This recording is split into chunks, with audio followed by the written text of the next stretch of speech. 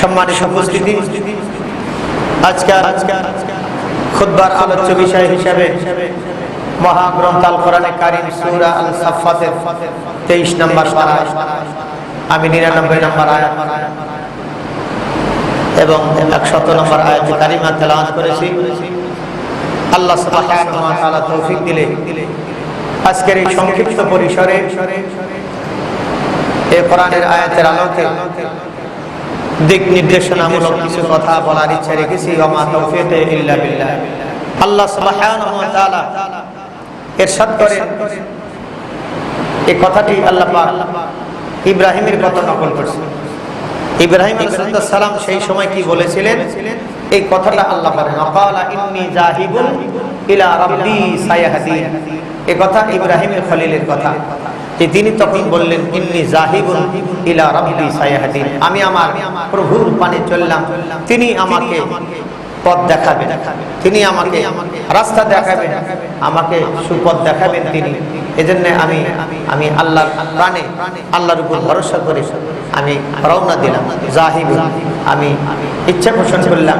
এখানে মুফাসসিরিনে কেরাম উল্লেখ করেছেন যে তিনি এই কাফিরদের অত্যাচারিত হয়ে, অতিষ্ঠ হয়ে সর্বাত্মক চেষ্টা করে যখন তিনি ব্যর্থ হলেন, কিভাবে ব্যর্থ হলেন, যে কোনো মতেই তাদেরকে হেদায়েতের পথে আনতে পারলেন না। কারণ হেদায়েত তো দিবে আল্লাহ, বান্দা চেষ্টা করে, সর্বাত্মক চেষ্টা করলেন, কিন্তু তিনি নিরুপায় হয়ে তাদের কাছে ধরা খেলেন। তারা যেহেতু সর্বে সর্বা, তারা যেহেতু সকল ক্ষমতা তাদের হাতে, রাষ্ট্রের ক্ষমতা তখন তাদের হাতে, তো তাকে বন্দী করা হলো, তাকে আগুনের মধ্যে ফেলে দেওয়া হলো। আমরা এই ঘটনা গত জুমায় শুনেছি যে আগুনে ফেলে দিলে ইব্রাহিম আলাইহিস সালাম আগুনে পড়লেন না, বের হয়ে আসলেন 40 দিন পরে, কোন জায়গায় আছে 50 দিন পরে বের হয়ে আসলেন। এই আসার পরের ঘটনা, আসার পরে বললেন, ক্বালা ইন্নী যাহিবুন ইলা রাব্বি সায়াহদিন, আমি আমার প্রভুর পানে চললাম। তার মানে আমি এই কুফরি নগরে আর থাকতে চাই না, আমি সেই জায়গায় যেতে চাই যেই জায়গায় গেলে আমি নিরাপদে নির্বিঘ্নে আমার এত আল্লাহর ইবাদত বন্দেগী করতে পারবো, যেখানে কেউ আমাকে আর কোনো বাধা দিবে না। এমন একটি নিরাপদ স্থানে আমি যেতে চাই, এমন একটি জায়গায় আমার আল্লাহ পাক আমার স্থান করে দিবেন, যেখানে আমি একভাবে চিত্তে আল্লাহর দাসত্ব, আল্লাহর গোলামি করব। ক্বালা ইন্নী যাহিবুন ইলা রাব্বি সায়াহদিন। তিনি সেখান থেকে রওনা দিলেন, অর্থাৎ এই বেবিলন শহর থেকে সিরিয়ার উদ্দেশ্যে তিনি রওনা দিয়ে দিলেন। এই যাওয়ার পথেই তিনি অনেক বড় ঘটনা, তিনি বিবাহ শাদী করছেন। এখানে আর এক ঘটনা, বিশাল ঘটনা ঘটে গেছে। তিনি বিবাহ করেছিলেন, আমরা জানি যে হযরতে সারা রাদিয়াল্লাহু তাআলা আনহা তেনার প্রথম স্ত্রী হযরতে সারা, তিনি এক জমিদারের, সেই সময় সম্ভ্রান্ত পরিবারের সবচেয়ে ধনী মেয়ে এবং সেই যুগের বিশ্ব সুন্দরী মেয়ে। যেহেতু ইব্রাহিমের খলিল হলেন জাতির পিতা, সুবহানাল্লাহ, মুসলিম জাতির পিতা ইব্রাহিমের খলিল, আল্লাহ পাক তো তার জুরি সেইভাবেই আল্লাহ দিবেন। এই জন্য তিনি বিবাহ করলেন। ওখানে অনেক বড় ঘটনা ঘটে গেছে। বিশ্ব সুন্দরী হযরতে সারাকে বিবাহ করার জন্য অনেক প্রস্তাব, রাজা, বাদশাহ, প্রেসিডেন্টের ছেলেরা আসছে, কিন্তু তারা নোলায়, তাদের কাউকে পছন্দ করে নাই, অন দি গেট আউট বলে তাদের তাড়িয়ে দিছে। যে তাদের এই অবস্থায় যাওয়ার পথে তিনি বিবাহ করলেন। এখানে অনেক ঘটনা ঘটছে। যাই হোক, বিয়ে হয়ে গেল। হওয়ার পরে তিনি সিরিয়ার উদ্দেশ্যে রওনা দিলেন। যাওয়ার পথে জালেম বাদশা, এই যে সেই বাদশা মিশরে পৌঁছে যাবে, মাঝখানে এক জালেম বাদশার কাছে তিনি ধরা খেলেন। ওই জালেম বাদশার রাজ্য দিয়ে তাকে প্রতিকরণ করতে হয়। যাওয়ার পথে বিশ্ব সুন্দরী দেখে তখন ওই রাজা ওনাকে পাকড়াও করে ফেললেন, ধরে ফেললেন। ধরার পরে বন্দী করে রেখে আর হযরতে সারাকে ভিতরে নিয়ে গেলেন। কিন্তু আল্লাহ পাকের কুদরত, তাফসীরে নুরুল কোরআনে আল্লাহ নবী লিখতেছেন যে আল্লাহ পাক তখন ওই শাহী মহল, বাদশার সেই রাজ সিংহাসন সহ মহলটা ডিমের খোসার মতো এরকম পাতলা করে দিলেন, যে ইব্রাহিমের খলিল বাহির থেকে বসে যেন ভিতরের সবকিছু অবজার্ভ করতে পারেন, দেখতে পারেন। সুবহানাল্লাহ, আল্লাহ পাক এই অবস্থা করে দিলেন। বাচ্চা ভিতরে নেওয়ার পরে কুমতলব আটাল, যখন হযরতে সারার দিকে হাত বাড়ালো, তখন দুটো আওয়াজ। এক আওয়াজে আসছে যে ওই সিংহাসনটা কম্পিতে শুরু হয়ে গেল, ভূমিকম্প শুরু হয়ে গেল। তখন এই প্রাসাদ থেকে সে দ্বিতীয় প্রাসাদে গেল। দ্বিতীয় প্রাসাদে যাওয়ার পরে আবার ভূমিকম্প শুরু হয়ে গেল। সেখান থেকে তিনি তৃতীয় প্রাসাদে চলে গেলেন, বাচ্চা রাজা চলে গেল, সেখানে ভূমিকম্প। তখন সে সাথে সাথে হযরতে সারাকে ফেরত দিল, তখন এটা স্থির হয়ে গেল। এক রাওয়াতে আসে এরকম, আর আরেক রাওয়াতে আসে তিনি যখন হাত বাড়ান, অর্থাৎ বাচ্চা যখন, রাজা যখন হযরতে সারার দিকে হাত প্রসারিত করে হাত বাড়ায়, আল্লাহর কুদরতে তখন হাতটা অবশ হয়ে যায়, হাত ঢোলা হয়ে যায়। যখন এরকম প্যারালাইসিসের মতো অবশ হয়ে যায়, তখন সে সাথে সাথে বলে, মা তুমি আমার জন্য দোয়া করো, আল্লাহ যদি আমাকে ভালো করে দেয় তাহলে আমি আর তোমার সাথে বেদিন করবো না। হযরতে সারা আল্লাহর কাছে দোয়া করে, সাথে সাথে হাত ভালো হয়ে যায়। সুবহানাল্লাহ। তখন এত বদমেশ, একবার না পারিলে দেখো শতবার, পারো কিনা পারো তা বাবু, আবার দ্বিতীয়বার হাত দেয়, আবার হাত আগের মতো অবশ হয়ে যায়। আবার যখন অবশ হয়ে যায় তখন আবার বলে, মা আমার জন্য দোয়া করো, যদি এবার ভালো করে দাও আমি আর তোমার সাথে বেদিন করবো না। হযরতে সারা দোয়া করে, হাত ভালো হয়ে গেল। সে আবার দিল সালাসা মাররাতিন, তিনবার এই অবস্থা করার পরে তৃতীয়বারের সময় গোটা দেহ গোটা শরীর অবশ হয়ে গেল। বাদশা ডেকে বলে, হাজরাকে বলেন, হযরতে সারাকে বলেন, সারা আল্লাহর বান্দি অবশ্য সুন্দরী, দোয়া করে আমাকে যদি ভালো করে দেন আমি আর বেদিন করব না। কিতাবে লেখেন হযরতে সারা বলেন, আমার আর ক্ষমতা নাই, বাহিরে যেই লোকটা বন্দী করে রাখছেন ওই লোকটা দোয়া না করলে কিয়ামত পর্যন্ত আল্লাহ তোমার আর ভালো করবে না, তোমার আর ভালো কোনো পথ নাই। তবে হ্যাঁ, একটা কথা আছে, ওই যে বাহিরে লোকটা বন্দী করে রাখছো উনি যদি দোয়া করে তাহলে তুমি ভালো হতে পারো। সঙ্গে সঙ্গে তাকে যা ছেড়ে দেয়া, তার কাছে দোয়া চাইলে, যেহেতু তিনি ইব্রাহিম খলিল আল্লাহর পয়গম্বর, দোয়া করার সঙ্গে সঙ্গে আল্লাহ কবুল করিয়া নিলে। আল্লাহর পয়গম্বর হাত তুলতে দেরি, দোয়া কবুল হইতে দেরি নাই, সেকেন্ডের ভিতরে কবুল হয়ে গেছে। আল্লাহ পাক কবুল করলেন। বাদশা রাজার হাত ভালো হয়ে গেল, শরীর ভালো হয়ে গেল। বাদশা সঙ্গে সঙ্গে চোখের পানি ছেড়ে দিয়া হযরতে সারাকে বলেন, মা আমি আপনাকে মা বলে সম্বোধন করেছি, মা বলে ডাক দিয়েছি, অন্যায় করেছি, মাফ করে দিলেন, আমি ভালো হয়ে গেলাম। খালি হাতে শূন্য হাতে ফিরাই দিতে পারি না। আমার আদরের টুকরার সন্তান হযরতে হাজারাকে আপনার বান্দি হিসেবে দান করে দিলাম, আমি আপনার বাদী হিসাবে আপনি সাথী বানাই দিলাম। এই যে হযরতে হাজরা, ইব্রাহিমের মার নাম কি? হযরতে ইসমাইলের মার নাম, ইব্রাহিমের খাদেমা, বান্দি, অর্থাৎ খেদমতের জন্য নিয়ে গেল। বাসায় নিয়ে গেলেন, যাওয়ার পরে হযরতে হাজরা হযরতে সারা খেদমত করেন, বাড়ির চাকরানি দুজনের খেদমত, সব জিনিসের সহযোগিতা করেন। অবস্থায় থাকতে থাকতে বহুদিন পার হয়ে যায়, আল্লাহ সন্তান দেন না। হযরতে সারার ঘরে কোনো সন্তান নাই। হযরতে সারা বলেন, স্বামী আল্লাহ যেহেতু সন্তান আমার ভাগ্যে দেয় নাই, আমার মন বলতেছে হযরত হাজরা যদি আপনার কাছে বিবাহ দেয়, আপনার খেদমতে দেই, তাহলে আল্লাহ হয়তো সন্তান দিতে পারেন। যেই কথা সেই কাজ, এজনের সাথে বিবাহ দিয়ে দিলেন। শরীয়ত সম্মত বিয়ে হয়ে গেল হযরত হাজরা। বিবাহের সঙ্গে সঙ্গে আল্লাহ তাআলা হাজরার গর্ভে আল্লাহ সন্তান দিয়ে দিলে। তখন ইব্রাহিম খলিলের বয়স হলো ৮৬ বছর। রব্বি হাবলি মিনাস সালিহিন, এই যে দোয়া করলেন আল্লাহর কাছে, আল্লাহ আমাকে একটা সন্তান দান করেন। রব্বি হাবলি মিনাস সালিহিন ফাবাশশারনাহু বিগুলামিন হালিম। যখন সারাকে নিয়ে চলে গেলেন, হাজরা বিবাহ করলেন, আল্লাহর কাছে দোয়া করতেছেন। ৮৬ বছর বয়সে আল্লাহ তাবারক ওয়া তাআলা দোয়া কবুল করে আল্লাহ একটা সন্তান দিলেন, হযরতে ইসমাঈল আলাইহিস সালাম। এই তো ইসমাঈল হযরতে হাজরার গর্ভে চলে আসে। আল্লাহ পাক দোয়া কবুল করে বলেন, আল্লাহ পাক জবাব দিলেন, ফাবাশশারনাহু বিগুলামিন হালিম। আল্লাহ ডেকে বলে, ইব্রাহিম আপনি যখন আমার কাছে দোয়া করেছেন, আমি আল্লাহ আপনার দোয়া কবুল করে ফাবাশশারনাহু বিগুলামিন হালিম, আমি আপনাকে সহনশীল সুপুত্রের সুসংবাদ দান করে দিলাম। সহনশীল সুপুত্রের সুসংবাদ আল্লাহ পাক দিলেন। ফাবাশশারনাহু বিগুলামিন হালিম, আল্লাহ সুপুত্রের সুসংবাদ দিয়ে দিলেন। আল্লাহ পাক সন্তান দিলেন, সন্তান জন্ম হয়ে গেল। বিশাল বড় ঘটনা, সন্তান বড় হয়ে গেল। আল্লাহ পাক বলেন, ফালাম্মা বালাগা মাহু সায়া ক্বালা ইয়া বুনাইয়া ইন্নী আরা ফিল মানাম। ফালাম্মা বালাগা মাহু সায়া, সন্তান বড় হলো। তাফসীরে আছে ৮ বছর, কোন জায়গা আছে ৭ বছর, কোন জায়গা আছে ১৩ বছর, কোন জায়গা আছে যৌবনে প্রদান করেছেন। যাই হোক, মোটামুটি ১৩ বছর। ফালাম্মা বালাগা মাহু সায়া, বাবার সাথে চলাফেরা করতে পারেন, কাজের কোনো সহযোগিতা করার বয়সে তিনি উপনীত হলেন। তখন আল্লাহ পাকের নির্দেশ আসলো, আল্লাহ পাক নির্দেশ দিলেন, আল্লাহ পাকের নির্দেশ আসলো, আল্লাহ নির্দেশ আসলো ইব্রাহিম খলিল আল্লাহ পাকের পক্ষ থেকে নির্দেশ, ও ইব্রাহিম তোমার সন্তানকে তুমি বনবাস দিয়ে দাও। মাঝখানে যখন সন্তান একটু বড় হলো, এবার বনবাসের মাঝখান দিয়া ঘটনা, এটা যে আয়াত করছি এই ঘটনা না, এর মাঝখানে ঘটনা ঘটে গেছে।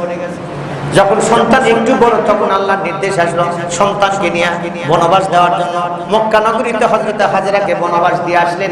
ওই জায়গায় তিল তিল করে হযরতে ইসমাঈল আলাইহিস সালাম বড় হন। ওখানে তিনি বড় হয়েছেন। বড় হওয়ার পরে বাবার সাথে উপর কাজের সহযোগিতার মতো বয়স, তিনি তখন মক্কা নগরীতে, আর তিনি হলেন থাকেন সিরিয়াতে। কিতাবে আসছে সিরিয়াত থেকে তিনি সন্তানকে দেখার জন্য মাঝে মধ্যে আসতেন। তিনি বোরাকে চড়ে আসতেন, সকালে আসতেন, দুপুর পর্যন্ত বিশ্রাম নিয়ে আবার বিকেলে তিনি সিরিয়াত চলে যেতেন। সুবহানাল্লাহ। এই অবস্থায় আসা যাওয়া করেন। এখানে অনেক বড় ঘটনা, যেহেতু বনবাস দিয়ে দিয়েছেন, বনবাসের এই জায়গায় নির্বাসন দিয়েছেন। বনবাস মানে নির্বাসন, এই নির্বাসনের ওখানে অনেক ঘটনা ঘটে গেছে। ওই ঘটনা থাক, আমি ওইদিকে যাচ্ছি না। এরপরে আল্লাহর নির্দেশ আসলো, ওই জায়গায় যাওয়ার পরে সন্তান যখন ওই পরিমাণ হলো, তখন নির্দেশ হলো যে তুমি তোমার সন্তানকে কুরবানি দাও। নির্দেশটা কিভাবে আসলো? স্বপ্ন যুগে ইব্রাহিম খলিল স্বপ্ন দেখলেন 8ই জিলহজ, আজকে হলো 5ই জিলহজ। এই জিলহজের 8 তারিখ তিনি রাত্রে স্বপ্নে দেখলেন যে আপন সন্তানকে তিনি আল্লাহর রাস্তায় কুরবানি দিয়েছেন। ঘুম ভেঙে গেল, আল্লাহর পয়গম্বর ঘুম নাই, যেই মাত্র ঘুম ভেঙে গেছে পেরেশান হয়ে গেলেন, কি স্বপ্ন দেখলাম। সারাদিন চিন্তায় কেটে গেল, এই অবস্থায় তিনি চলে গেলেন। সারাদিন চিন্তায় পার হয়ে গেল। আল্লাহর পয়গম্বর কুরবানির কথা শুনে সকালবেলা ঘুম থেকে উঠলেন, পেরেশান হয়ে গেলেন, চিন্তায় পড়ে গেলেন। চিন্তা করলেন, চিন্তা তো করতেছেন, এর মধ্যে তিনি 100 উট আল্লাহর রাস্তায় কুরবানি দিয়ে দিলেন। 100 উট কুরবানি দিলেন। আবার পরের দিন একই স্বপ্ন, 9ই জিলহজ। আবার তিনি ঘুম থেকে উঠলেন, ওঠার পরে আবার কুরবানি দিলেন 100, 200 হয়ে গেল। 10ই জিলহজের রাত্রে চলে যাচ্ছে, ওই রাত্রে তিনি আবার একই স্বপ্ন দেখলেন। একই স্বপ্ন দেখার পরে তিনি আবার কুরবানি দিলেন, আরো 100 দেয়া 300 কুরবানি হয়ে গেল। আল্লাহ পাক যখন তৃতীয় রাত্রে স্বপ্নে দেখানোর পরে আল্লাহ পাক বুঝায় দিলেন যে তোমার কুরবানি হয়নি, তুমি কুরবানি করো। 300 কুরবানি দেওয়ার পরে কুরবানি হয়নি। আল্লাহ পাক আয়াত নাযিল করলেন যে তোমার সবচেয়ে প্রিয় বস্তু ওইটা আল্লাহর রাস্তায় কুরবানি করো। আর আমরা সেই কুরবানির ধারাবাহিকতায় এমন ভাবে প্রিয় বস্তু কুরবানি করি যে অনেকে মালিকে দেখেই না, চাকর দিয়ে অনেক সময় কিনে ওই জায়গায় রেখে দেয়, টাকা পয়সা পাঠায় দিছে, কিনে রেখে দিছে। আবার এমন জায়গায় কুরবানি হয়ে গেছে, অনেক সময় হুজুরকে ডাই কিনে ওই জায়গায় কুরবানি দিয়ে দিছে, মালিকই দেখে না। এরকম হয় কি হয় না বলবেন? এরকম হয়। ঢাকাতে বেশি হয়, ধনাঢ্য এলাকায় 5টা 7টা 10টা 20টা কুরবানি, ওই জায়গায় এটা বেশি হয়। আর তাহলে কুরবানি কি? আল্লাহ রাব্বুল আলামিন আল্লাহ পাক কোরআনে কোট করে রাখছেন, সূরা সাফফাত আল্লাহ পাক বলেন, আল্লাহ কি বলেন? ইব্রাহিমকে স্বপ্ন দেখালেন। ইব্রাহিম আলাইহিস সালাম এবার সন্তানকে ডাক দিয়ে বলেন, ইয়া বুনাইয়া ইন্নী আরা ফিল মানাম। সন্তানকে বলছে, বাবা, হে আমার নান্না মুন্না কুকু, হে আমার কলিজার টুকরা সন্তান, ইন্নী আরা ফিল মানাম, আমি স্বপ্নে দেখেছি আযবাহু, আমি তোমাকে জবাই করব, আমি তোমাকে কুরবানি দিয়ে দিয়েছি। এখন তোমার কি অভিমত? মাজা তারা, সন্তান তোমার অভিমত কি, তুমি ব্যক্ত করো। আমি তো এটা স্বপ্নে দেখছি, কারণ কুরবানি 300 দিয়েছি, কবুল হয়নি। এখন বুঝতে পারছি আমি আমার আদরের সন্তান ইসমাইল, এই জন্য ইসমাইলকে বলতেছেন সন্তান, আমি স্বপ্নে দেখছি যে আমি তোমাকে নিজ হাতে জবাই করেছি। এখন তোমার কি অভিমত? মাজা তারা। দেখেন, যেমন পিতা তেমন সন্তান। এবার সন্তান জবাব দেয়, আবাতি ফালমা তুমারু সাতাজিদুনি ইনশাআল্লাহু মিনাস সাবিরিন। কেমন সন্তান! ইয়া বাবা, আমার পিতা, ইফাল আপনি পূরণ করেন, যে আপনি আদিষ্ট হয়েছেন। ইফাল মা তুমার, যেটা আপনি আদিষ্ট হয়েছেন, আল্লাহ যেটা আদেশ দিয়েছেন এর আপনি পূরণ করেন। মা ইফাল মা তুমার সাতাজিদুনি, অবশ্যই আপনি আমাকে পাবেন। ইনশাআল্লাহু মিনাস সাবিরিন, অবশ্যই অবশ্যই আমাকে ধৈর্যধারীদের মধ্যে, সবরকারীদের মধ্যে আপনি আমাকে পাবেন। তার মানে আমি রাজি আছি, আপনি আল্লাহ যে নির্দেশ দিয়েছেন জবাই, আমি 100বার রাজি। আপনি আপনার হুকুম, আল্লাহর দেওয়া নির্দেশ আপনি পালন করুন, আমি এতে রাজি আছি। আল্লাহ পাক বলেন, এই কথা যখন বলেন ইব্রাহিম, ইসমাইল যখন বললেন, তখন তাই ইব্রাহিম বলেন, তাহলে তুমি এক কাজ করো, তুমি যেহেতু রাজি আছো, তাহলে এবার শুয়ে পড়ো। মাঝখানে অনেক ঘটনা ঘটে গেছে। ফালাম্মা আসলামা ওয়া তাল্লাহু লিল জাবিন, পিতা পুত্রের যখন সমন্বয় হয়ে গেল কথা। ফালাম্মা আসলামা ওয়াতাল্লাহু লিল জাবিন, তখন তিনি করট করে কাজ করে ইসমাইলকে শোয়ায় দিলেন। আসলে যেই জায়গায় কথা বলতেছেন এই জায়গায় তো আর শোয়ায় দেন নাই, শোয়ায় দিলেন কোথায়? মিনার মাঠে শোয়াইছেন তো, মিনার মাঠে, মিনার ময়দান, মাঝখানে অনেক বড় কিতাবে নাকি ইব্রাহিম খলিল স্বপ্নে দেখার পরে যখন সন্তানের সাথে কথা হয়ে গেল, ফালাম্মা আসলামা, যখন কথায় মীমাংসা হয়ে গেছে তখন সন্তানকে নিয়ে যাবে। এবার হযরত হাজরা যা বলেন, হাজরা আমি বড় বিরাট বড় ধনির বাড়িতে দাওয়াত খেতে যাব, তোমার সন্তানকে গোসল করা, জামা কাপড় পরায় দাও। এখন হঠাৎ করে বললে তো দিবে না, মা তো এতদিন এত বয়সে পেয়েছে, আবার নির্বাসনে ছিল, আবার এই অবস্থায় সন্তান বড় হয়েছে, একমাত্র কলিজার টুকরা সন্তান হযরত ইসমাইল, বাবা তো 86 বছর বয়সে পাইছেন। আল্লাহর পরীক্ষা, এই দৃষ্টান্ত পৃথিবীতে কোন নবী স্থাপন করতে পারেন নাই ইব্রাহিম খলিল ছাড়া। সুবহানাল্লাহ, আল্লাহ পাক কেবলমাত্র ওই নবীর মাধ্যমে, এই জন্য আল্লাহ খলিল উপাধি দিয়েছেন এবং জাতির ইমাম আল্লাহ পাক নেতা বানায় দিয়েছেন। শুধু এই 8টা পরীক্ষা দিয়েছেন জীবনে, প্রত্যেকটি পরীক্ষাতেই তিনি ফার্স্ট ডিভিশনে, প্রত্যেকটা পরীক্ষা পাস করেছেন। সুবহানাল্লাহ, ইব্রাহিম খলিলের প্রত্যেকটা পরীক্ষা কেমন পরীক্ষা চিন্তা করেন। হযরত যখন বললেন, হযরত তখন সাজা দিয়ে দিলেন, সাজায় গোজায় তখন দিয়ে দিলেন, আর সাথে নিয়ে গেলেন বিশাল বড় মিনার মাঠে নিয়ে যাচ্ছে, অনেক রাস্তা, অনেক বড় রাস্তা নিয়ে যাচ্ছে ছেলেকে, জঙ্গলের মাঝখানে যা মিনার ময়দান, বিশাল জঙ্গল, বাড়িঘর কিছুই নাই। ওই জায়গায় যাওয়ার পরে ইসমাইল বলে, আব্বা ধনির বাড়িতে দাওয়াত খেতে নিয়ে আসলেন, জঙ্গলে এখানে কোথায় নিয়ে যায়? অনেক বড় ঘটনা, অনেক কিছু ঘটে গেছে। এই জায়গায় যাওয়ার পরে কোমরে রশি ছিল, বাঁধবেন, অনেক ঘটনা ওই জায়গায় ঘটে। ইসমাইলকে জবাই করবেন, ইসমাইলকে যখন পরামর্শ করে ওই জায়গায় জবাই দিলেন মিনার ময়দানে, ইতিমধ্যে শয়তান মিস্টার ইবলিস বলা, আরে আমি যদি এই সময় যদি ইসমাইল সহ ইব্রাহিমের বংশধরের ভিতরে যদি ধোকায় ফেলাইতে না পারি, তাদের যদি ঠকাইতে না পারি, তাহলে কিয়ামত পর্যন্ত তাদের বংশধরকে আমি আর ঠকাইতে পারবো না। এখন সময় নেই বসে থাকার। অমনি মিস্টার ইবলিস দৌড় দিছে হযরত হাজরার কাছে, যায় বলে, হাজরা তুমি তোমার কলিজার টুকরা সন্তান ইসমাইলকে কোথায় পাঠাইছে? বলে, আব্বা তো আব্বা নিয়ে গেছে ধনির বাড়িতে দাওয়াত খাইতে। হয়তো আপনারা প্রশ্ন করতে পারেন, হুজুর ধনির বাড়ি দাওয়াত খেতে যাবেন, এমন কথা আল্লাহ কেমনে বললেন? আল্লাহ রাস্তায় তিনি জবাই করতে নিয়ে গেছেন। ইব্রাহিম আল্লাহর পয়গম্বর, আল্লাহর পয়গম্বর মিথ্যা বলতে পারেন না, কারণ পৃথিবীর জমিনে যা কিছু আমরা দেখি, এই সব জিনিসের মালিক আর যা দেখি না, সব জিনিসের মালিক হলো আমার আল্লাহ। আল্লাহ পাক সেই কথা কোরআনে বলেন, আল্লাহ পাক বলেন, আজ আমি হলাম ধনী আর তোমরা হলে গরিব, আল্লাহু গানিয়ুন, এটা আল্লাহ পাকের কথা। নিশ্চয়ই আল্লাহ পাক সবচেয়ে ধনী, ওয়া আনতুমুল ফুকারা, আল্লাহ নিজেই বলেছেন সবচেয়ে বড় ধনী হলো আল্লাহ, আর আমরা সব কি ফকির। সেজন্য ধনীর বাড়িতে দাওয়াত, মানে আল্লাহর বাড়িতে দাওয়াত। এই ধনীকে আল্লাহ তাবারক ওয়া তাআলা আল্লাহর রাস্তায় উৎসর্গ দেওয়ার জন্য নিয়ে গেছেন। তো শয়তান ধোঁকা দিয়েছে হাজরাকে, যে ওকে জবাই করছে না, তুমি জানো ইসমাইল কি কোথায় নিয়েছে? বলে, না তা তো জানি না। বলে, ইসমাইলকে তো ওর আব্বা জবাই করবে। হ্যাঁ, তখন হাজরা বলে যে না, আপন পিতা সন্তানকে জবাই করতে পারে না, আর সত্যি যদি জবাই করে থাকে তাহলে তো এটা কার হুকুমে? শয়তান বলছে এটা আল্লাহ জবাই করতে বলছে, সেই দিনে জবাই করতে। তাহলে তো আমি 100-100 রাজি। আল্লাহ যদি জবাই করতে বলেন তাহলে তো আমার ইন্টারফেয়ার করার কিছু নাই, তাহলে তো আমি 100-100 রাজি আছি। সুবহানাল্লাহ, এই তো এখানে আর ধোঁকা দিতে পারলো না, আবার দৌড়েছে ইসমাইলের কাছে। ইসমাইলকে ধোঁকা দিতে পারে নাই, এবার ইসমাইল ধোঁকায় পড়ে নাই, এবার গেছে ইব্রাহিম খলিলের কাছে। ইব্রাহিম খলিলের কাছে তো আরো পারবে না, কি বলে, উনি তো আল্লাহর পয়গম্বর। প্রথম গিয়া জামারায় আকবার কাছে যায়, ওই জায়গায় যায় ধোঁকা দিয়েছেন আল্লাহর পয়গম্বর। 7টা কঙ্কর তুলে পাথর মেরে ওখান থেকে হটাই দিয়েছেন। আবার চলছেন সামনে যাওয়ার পরে জামারায় ওস্তার কাছে গেছে। ওই জায়গায় যাওয়ার পরে আবার শয়তান সামনে দাঁড়ায় গেছে, আবার তিনি 7টা কঙ্কর তুলে আবার শয়তানকে আবার পাথর মারছেন। শয়তান ওখানে হটে গেছে, তিনি আবার চলছেন ইসমাইলকে নিয়ে। এবার জমরাতুল কুবরা, এবার সবচেয়ে বড় যে শয়তান 3টা পাথর, সবচেয়ে বড় যে জামারায়ে কুবরা, ওই জায়গায় চলে গেছেন। শয়তান আবার ওখানে গেছে, এরপরে তিনি আবার 7টা পাথর তুলে মারলেন। এই যে 3-7 21টা পাথর ইব্রাহিম খলিল শয়তানকে মারছিলেন, আল্লাহ খুশি হইয়া এটা হজের রুকুন বানায় দিয়েছেন। কিয়ামত পর্যন্ত যত হাজি যাবে ওই জায়গায় যায় 3-7 21টা পাথর মারবে না, কি বলে, ওই জায়গায় মারতে হবে। এটা দেখেন হজের রুকুন হয়ে গেল। ইব্রাহিম খলিল তো শয়তানকে মারছেন, কিন্তু আল্লাহ পাক তার কাজগুলো ইসলামের রুকুন বানায় দিয়েছেন। এইজন্য হাজিরা সেই জায়গায় যায়, জামারা, ওকবা, উস্তা এবং কুবরা 3 জায়গায় যায় পাথর মারে, 3-7 21টা পাথর মারে আর কি। এরপরে চলে গেলেন, যাওয়ার পরে ওই মিনার মাঠে বিশাল বড় ঘটনা। মিনার মাঠে ইসমাইল জবাই হবে, ওই জায়গায় যখন বাবা পুত্রের যখন আলোচনায় সমন্বয় হয়ে গেল, আল্লাহ পাক বলেন ফালাম্মা আসলামা ওয়া তাল্লাহু লিল জাবিন। আলোচনা যখন হয়ে গেছে তখন করট করে শোয়া দিলেন।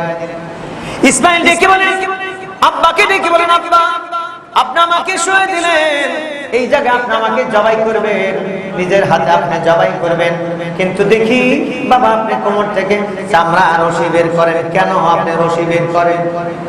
বাবা ডেকে বলে, সন্তান এই জন্য আমি রশি বের করতেছি, তোমার হাত পা বাঁধো, জবাই করার সময় যদি তুমি ছোটাছুটি লাফালাফি করো তাহলে রক্ত ছিটবে, আমার মায়া লাগবে, জবাই করতে পারবো না, সেই জন্য আমি তোমার হাত পা বাঁধার জন্য আমি রশি বের করেছি। এবার ইসমাইল ডেকে বলেন, আপনি যদি আমাকে জবাই করেন আমার লাশটা কোথায় রাখবেন?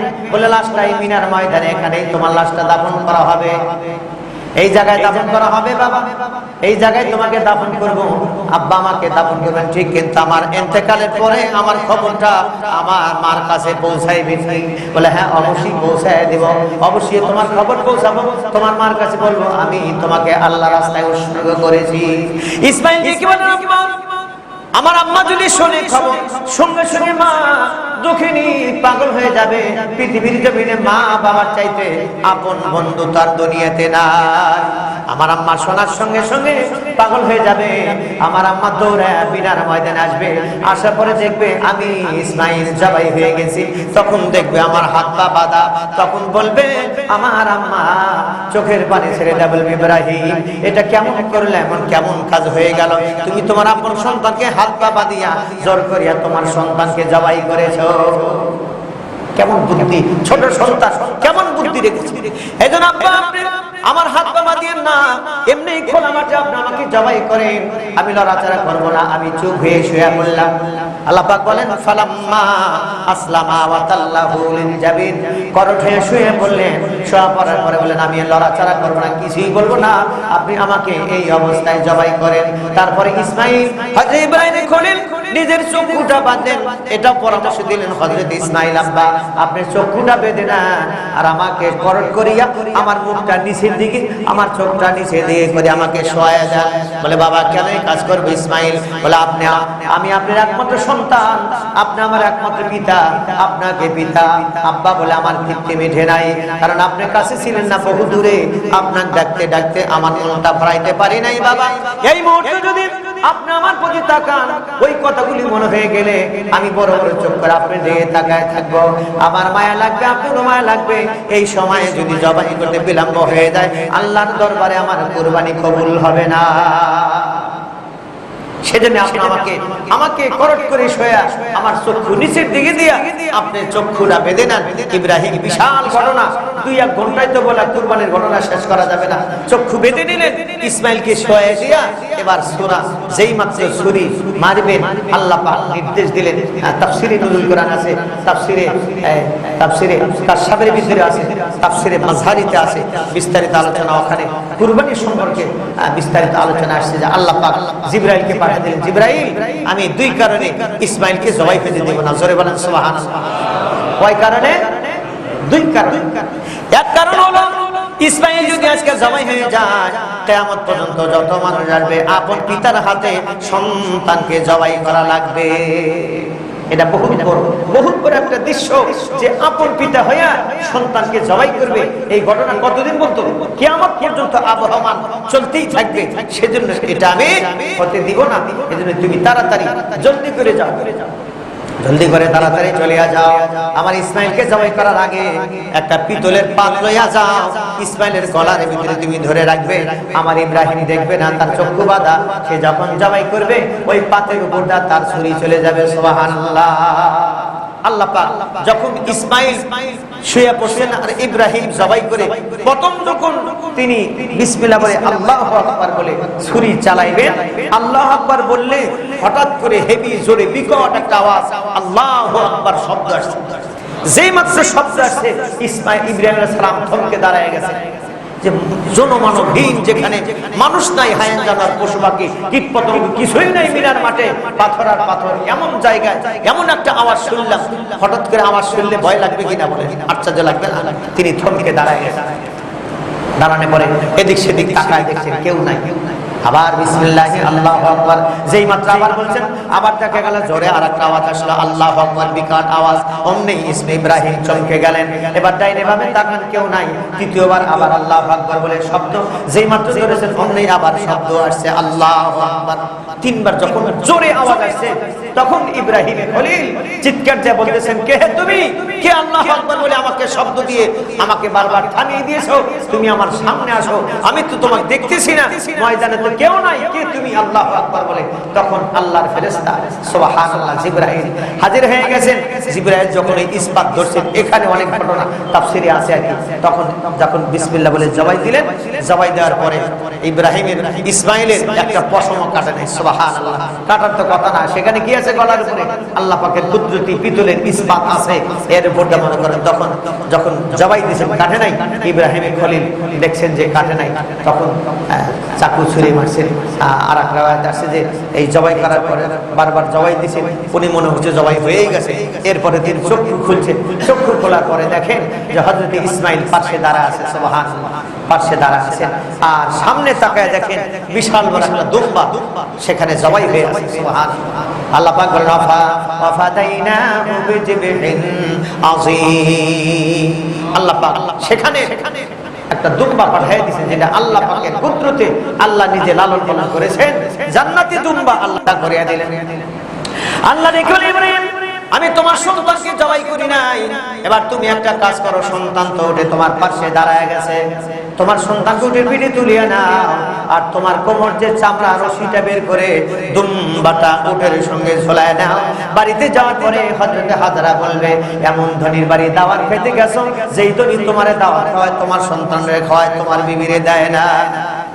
এমন ধনীর বাড়ি গেছে, সেই দিন এক কাজ করো, এটা তুমি ঝুলায় নিয়ে দুম্বাটা বাড়িতে নিয়ে যাও। বাড়িতে নেওয়ার পরে একা একা খাবে না, মানুষকে দিয়া খাবে। এটা বরকতি খাবার, আল্লাহ পাকের কুদরতি জান্নাতি খাবার। এজন্য খাবারটা এটা বন্টন করা হবে। এইজন্য কুরবানি যেটা দেওয়া হয়, কুরবানিটা 3 ভাগে ভাগ করা। এটা কোনো ফরজ ওয়াজিব না, এটা হলো মুস্তাহাব, সর্বোচ্চ সুন্নাত বলা হয়েছে। ফতোয়ার কিতাবে মুস্তাহাব বলা হয়েছে। 3 ভাগ করে খাওয়া, 3 ভাগ করে।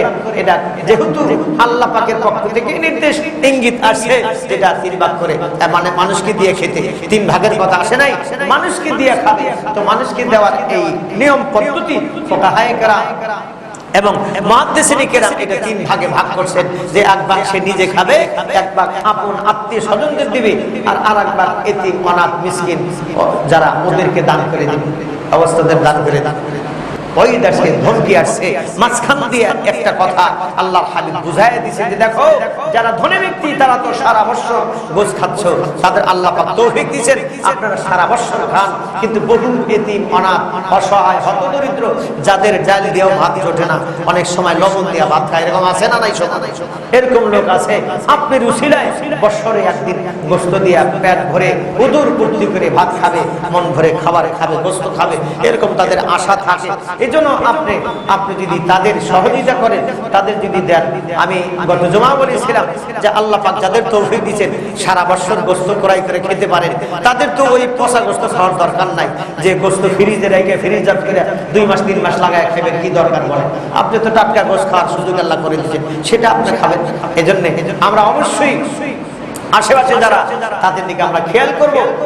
পাশে অনেক গরিব মানুষ আছে, কুরবানি দিতে পারবে না, এজন্য তাদের দিকে আমরা খেয়াল করি। ইনশাআল্লাহ আমরা আল্লাহকে রাজি খুশি করার জন্য কত গুরুত্বপূর্ণ ঘটনা এটা আমরা শুনতে পারলাম, যে হযরত ইব্রাহিম খলিলের কলিজার টুকরা 86 বছর বয়সে তাহাজ্জুদ নামাজে আল্লাহর কাছে চায়া পাইলেন, আর এই সন্তানকে আল্লাহ রাস্তায় কুরবানি দিতে উৎসর্গ করে দিলেন। সেই কুরবানির ধারাবাহিকতা যে আল্লাহ পাক খাওয়ার ব্যবস্থা করে দিলেন। যে 2 নম্বর ব্যবস্থা, যে আমি এটা খাওয়ার ব্যবস্থা করলাম। 1 নম্বর যে সন্তানকে বাঁচায় দিয়া জান্নাতে দুম্বার ব্যবস্থা করলাম, আর 2 নম্বর এই কুরবানির বস্তুটা আমি আল্লাহ খাওয়ার ব্যবস্থা করে দিলাম, যে মানুষ এটাকে সেটা খাবে। লা ইয়ানালাল্লাহু লুহুমুহা ওয়ালা দিমাউহা ওয়ালাকিন ইয়ানালুহুত তাকওয়া মিনকুম। আল্লাহ পাক দিলের তাকওয়া দেখবেন। আল্লাহ পাক বলেন হাড্ডি মাংস গোশত এগুলি পশম লোম আল্লাহর দরবারে কিছুই বুঝবে না। ওয়ালা কি ইয়ানালুহুম তাকওয়া মিনকুম, তোমাদের দিলের যে তাকওয়াটা এটা আল্লাহ দেখবেন। আল্লাহ পাক পরহেজগারি দেখবেন, খোদা ভীতি দেখবেন, আল্লাহর প্রেম, আল্লাহর ভালোবাসা, আল্লাহকে মহব্বত করে আল্লাহকে ভালোবেসে নিজের অন্তর দিলকে উজাড় করে আল্লাহ রাস্তায় দিলেন, এটা আল্লাহ পাক দেখবেন। এজন্য অবশ্যই আল্লাহ যাদের তৌফিক দিয়েছেন মা ওয়াজাদা সাআতান লিআইয়ুদাহিয়া, যাদের আল্লাহ তৌফিক দিয়েছেন তারা অবশ্যই কুরবানি করবেন। যাদের আল্লাহ সামর্থ্য দিয়েছেন তারা পুরাটা দিবেন, যাদের সামর্থ্য নাই তারা ভাগে দিবেন। ভাগের ব্যাপারে অনেক রকম কথা যে হুজুর ভাগে দেওয়া জায়েজ নাই, 100-তে 100 নাই, 1 কোটি বার জায়েজ আছে, আপনি ভাগে দিবেন। কে কি বলতেছে? হবে 5 জন হবে, 3 জন হবে, 2 জন হবে, ঠিক কিনা বলেন? 7-এর নিচে 1 পর্যন্ত যা আছে সব সংখ্যায় কুরবানি হয়ে যাবে। আলহামদুলিল্লাহ, আল্লাহ আমাদের কবুল করুন। আমরা ইনশাআল্লাহ এই মাসলাগুলো বুঝে আমরা আমলের চেষ্টা করব ইনশাআল্লাহ। কে বলল 2 জন 4 জন হবে না, ওইদিকে আমরা খেয়াল করব না। মৃত্যু ব্যক্তির জন্য কুরবানি হবে কি হবে না অনেকে প্রশ্ন করেন। যারা ইন্তেকাল করছেন, বাপ দাদা বাপ মা, ওদের নামে যদি আপনি কুরবানি না দেন তো ওদের জন্য কুরবানি কে দিবে? এত বড় সওয়াব ওরা কোথা থেকে আর পাবে? ঠিক কিনা বলেন? তাদের সামর্থ্য ছিল না, বাপ মা দুনিয়াতে বিদায় হয়ে গেছেন।